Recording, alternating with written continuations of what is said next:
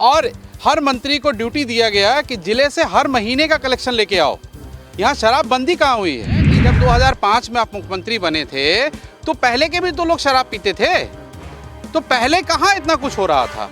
आपने गांव-गांव तक, पंचायतों तक जब शराब पहुंचा दिया, जब आपने एडिक्ट कर दिया लोगों को शराब पीने के लिए, तो आपको किसी एक अधिकारी ने समझा दिया कि हजूर 400 करोड़ तो सरकार के खजाने में जा रहा है, अगर हम इसे बंद कर देते हैं तो 800 करोड़ रुपए हम कमाएंगे। सरकार अमल करेगी? सरकार तो अमल करने को तैयार नहीं है। सरकार ने संज्ञान भी अभी तक नहीं लिया कि 68 लोगों की जो लिस्ट हम जन अधिकार पार्टी ने जारी किया है। तो सरकार की नीयत ही नहीं है कि शराब बंद हो। आप लोग को याद होगा कि बचपन में जब हम लोग छोटे थे तो मोना सिनेमा, पटना का Mona cinema, Ashok cinema, Regent cinema जो होता था, वहाँ पहले ब्लैक में टिकटें बिकती थी। 10 रुपये की टिकटें, 15 रुपये की टिकटें 40 रुपये में बिकती थी। जब आप जाते थे काउंटर पे तो आपको टिकटें नहीं मिलती थी। आज तो शराब पीना किसने सिखाया? गांव-गांव तक, पंचायत तक ठेका पहले आपने खुलवाया, फिर आपने उसको बंद करवाया और बंद करा के आप उसको ब्लैक में बेच रहे हो। तो शराब को जो है आपने पिलाना सिखाया और आप ब्लैक करके पिला रहे हो।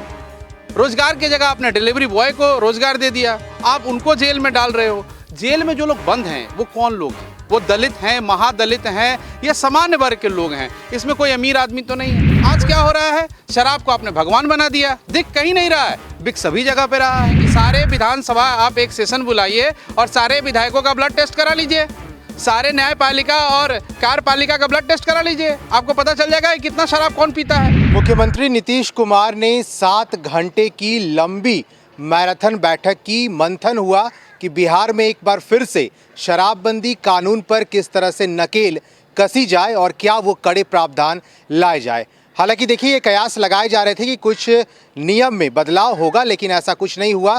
फैसला वही हुआ कि पिछले नियमों को कड़ी कानून के साथ फिर से उसी नियमों को लागू किया जाएगा और अधिकारियों को यही निर्देश मुख्यमंत्री नीतीश कुमार ने उस 7 घंटे की लंबी बैठक के बाद दिए। अब देखिए, एक बार फिर से लगातार सवाल उठ रहे हैं कि बिहार में क्या पूरी तरह से शराबबंदी कानून लागू है। हम बात करेंगे, हमारे साथ जन अधिकार पार्टी के प्रदेश प्रवक्ता अभिजीत सिंह चौहान हैं। क्या लगता है अभिजीत जी, शराबबंदी कानून को लेकर के 7 घंटे की मैराथन बैठक, फैसला वही कि एक बार फिर से उन्हीं नियमों को दोहराया जाए? देखिए, ये जो बैठक है ये शराबबंदी के ऊपर नहीं है, ये असूली के ऊपर है। ये जो 7 घंटे की बैठक हुई जिसमें कि अकाउंटेबिलिटी, मतलब अगर शराब पकड़ा जाए तो चौकीदार और कमाई करे तो डीजीपी और मुख्यमंत्री, ये असूली की बात हो रही है कि यार असूलियाँ कम हो गई हैं। इसलिए 7 घंटे की बैठक हुई और हर मंत्री को ड्यूटी दिया गया कि जिले से हर महीने का कलेक्शन लेके आओ। यहाँ शराबबंदी कहाँ हुई है? नीतीश जी ने 24 नवंबर 2005 को दूसरी बार मुख्यमंत्री बने, 2000 में 7 दिनों के लिए बने। मैं इतना ही पूछना चाहता हूँ कि जब वो दूसरी बार जब वो मुख्यमंत्री बने तो शराब के कितने ठेके थे बिहार में और एक्साइज का कितना रेवेन्यू था? जब शराबबंदी करने की बात हुई 2016 में तो कितने ठेके थे और कितनी रेवेन्यू थी? ये बताए सरकार। तो शराब पीना किसने सिखाया? गांव-गांव तक, पंचायत तक ठेका पहले आपने खुलवाया, फिर आपने उसको बंद करवाया और बंद करा के आप उसको ब्लैक में बेच रहे हो। आप लोग को याद होगा कि बचपन में जब हम लोग छोटे थे तो मोना सिनेमा, पटना का Mona cinema, Ashok cinema, Regent cinema जो होता था, वहाँ पहले ब्लैक में टिकटें बिकती थी। 10 रुपये की टिकटें, 15 रुपये की टिकटें 40 रुपये में बिकती थी। जब आप जाते थे काउंटर पे तो आपको टिकटें नहीं मिलती थी। आज क्या हो रहा है? शराब को आपने भगवान बना दिया। दिख कहीं नहीं रहा है, बिक सभी जगह पे रहा है। तो वही हो रहा है। आज ये कोई बैठक शराब के लिए नहीं है और आज 3 लाख लोगों को, 3.5 लाख लोगों को आपने बंद करके रखा हुआ है। 6 लाख से ऊपर लोगों के ऊपर केसेस हो रखे हैं। कितने लोगों की मृत्यु इस साल, अभी तक 100 लोगों की मृत्यु हो चुकी है। इसके ऊपर किसकी अकाउंटेबिलिटी होगी? जो 100 लोग जो मरे हैं, क्या मुख्यमंत्री रिजाइन करेंगे? अगर इसके बाद, इस बैठक के बाद भी अगर कोई मरता है जहरीली शराब पीने से, तो क्या मुख्यमंत्री वो अकाउंटेबिलिटी अपने ऊपर तय करेंगे? चौकीदार को सजा दे देना, चौकीदार को लाइन हाजिर कर देना या चौकीदार को हटा देना, ये तो बहुत आसान काम है। नहीं, बात हो रही थी कि बड़े अधिकारियों की संलिप्तता शराबबंदी कानून में दिखती है, लेकिन ऐसा कुछ नहीं हुआ। जो निर्देश दिए गए, यही कहा गया कि चौकीदार, जमादार इसके जिम्मेवार होंगे। अगर शराब उनके क्षेत्र में पकड़ाता है तो जिम्मेवारी उनकी होगी। पहले तो ये तय हो कि शराब आपूर्ति कौन कर रहा है, वो कितने लोग जेल में हैं। आदरणीय पप्पू यादव जी ने 68 लोगों के नाम दिए, 5 बार से सांसद रहे हैं, 1 बार विधायक रहे हैं। क्या उनकी बातों पर सरकार अमल करेगी? सरकार तो अमल करने को तैयार नहीं है। सरकार ने संज्ञान भी अभी तक नहीं लिया कि 68 लोगों की जो लिस्ट हम जन अधिकार पार्टी ने जारी किया है।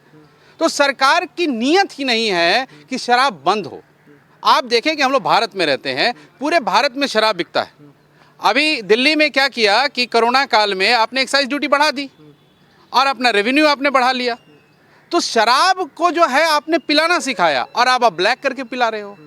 रोजगार की जगह आपने डिलीवरी बॉय को रोजगार दे दिया, आप उनको जेल में डाल रहे हो। जेल में जो लोग बंद हैं वो कौन लोग हैं? वो दलित हैं, महादलित हैं या सामान्य वर्ग के लोग हैं। इसमें कोई अमीर आदमी तो नहीं है, कोई अमीर ज़्यादा तो नहीं है जो शराब पीता है, कोई आईएएस अधिकारी तो नहीं है जो जेल में है, कोई आईपीएस तो नहीं है जो जेल में है, कोई एमएलए तो नहीं है जो जेल में है, कोई एमपी तो नहीं है जो जेल में है। हम लोग तो कब से कह रहे हैं कि सारे विधानसभा आप एक सेशन बुलाइए और सारे विधायकों का ब्लड टेस्ट करा लीजिए, सारे न्यायपालिका और कार्यपालिका का ब्लड टेस्ट करा लीजिए, आपको पता चल जाएगा कि कितना शराब कौन पीता है।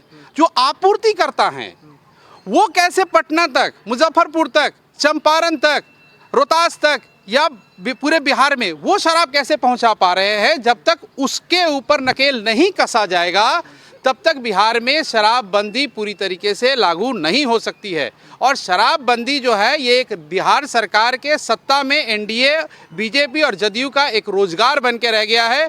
गरीबों को मारो, चौकीदारों को मारो और शराब बेच के हेलीकॉप्टर में जाके प्रचार करो। एक आखिरी सवाल है कि आपको लगता है कि मुख्यमंत्री नीतीश कुमार ने जिस तरह से समीक्षा बैठक करी है उसके बाद बिहार की जितनी राजनीतिक पार्टियां हैं उनके साथ बैठ करके एक मंथन होना चाहिए कि बिहार में क्या शराबबंदी कानून पे किस तरह के प्रावधान बनाए जाए? क्योंकि जो उन्होंने अभी निर्देश दिया है उसको देख के यही लगता है कि एक बार फिर से जहरीली शराब कांड वाला वाकया सामने आएगा बिहार में। बिल्कुल, आप देखेंगे भारत में ऐसे कई स्टेट हैं। आप सिक्किम देख लीजिए, बगल में सिक्किम है, उसके नियम देख लीजिए, शराब वहाँ भी बिकती है। शायद भारत में सबसे सस्ती शराब बिकती है, वहाँ सबसे कम एक्साइज ड्यूटी है। तो वहाँ के लोग कैसे उसका इस्तेमाल करते हैं? लेकिन पहले मैंने वही बताया कि जब 2005 में आप मुख्यमंत्री बने थे तो पहले के भी तो लोग शराब पीते थे। तो पहले कहाँ इतना कुछ हो रहा था? आपने गांव-गांव तक, पंचायतों तक जब शराब पहुंचा दिया, जब आपने एडिक्ट कर दिया लोगों को शराब पीने के लिए, तो आपको किसी एक अधिकारी ने समझा दिया कि हजूर 400 करोड़ तो सरकार के खजाने में जा रहा है, अगर हम इसे बंद कर देते हैं तो 800 करोड़ रुपए हम कमाएंगे। तंत्र मंत्र के बादशाह, भारत के जाने माने सर्वश्रेष्ठ गुरु खान जी, मिलेगा हर समस्या का समाधान गारंटी के साथ। मेरी बेटी की शादी के लिए बहुत से रिश्ते आते थे पर कोई न कोई अड़चन पड़ जाती थी। इसी वजह से मेरा पूरा परिवार बहुत परेशान था। बाबा जी की दुआओं से आज मेरी बेटी एक बड़े घर की बहू बनी। भटको चाहे जहाँ, काम होगा सिर्फ यहाँ। गृह कलेश, कर्ज मुक्ति, प्रेम विवाह, जादू टोना, पति पत्नी में अनबन, सौतन या दुश्मन से छुटकारा, विदेश यात्रा में रुकावट, फिल्मों में प्रवेश और कोर्ट कचहरी जैसी समस्याओं का समाधान। सभी समस्याओं का समाधान गुरु खान जी। अभी कॉल करें 9821707996। और आज देखा जाए तो 800 करोड़ रुपए की पैरेलल इकोनॉमी जदयू और बीजेपी चला रही है। चलिए, तो अभिजीत सिंह चौहान थे, प्रदेश प्रवक्ता हैं जन अधिकार पार्टी के। और देखिए, बिहार में शराबबंदी कानून को लेकर के एक मैराथन बैठक हुई। कहा गया कि फैसले बदले जाएंगे। नीतीश कुमार एक बार फिर से चाहते हैं कि सुशासन वाली सरकार में शराबबंदी कानून पूर्ण रूप से लागू हो। लेकिन अब देखना होगा कि के पाठक को मद्य निषेध का अपर मुख्य सचिव बनाया गया है और क्या शराबबंदी कानून को लेकर के बिहार में बदलाव होते हैं, क्या जहरीली शराब कांड से लोग बचते हैं। आप बने रहे फर्स्ट बिहार के साथ, अपने सहयोगी अमित के साथ। अश्मित सिन्हा, फर्स्ट बिहार, पटना।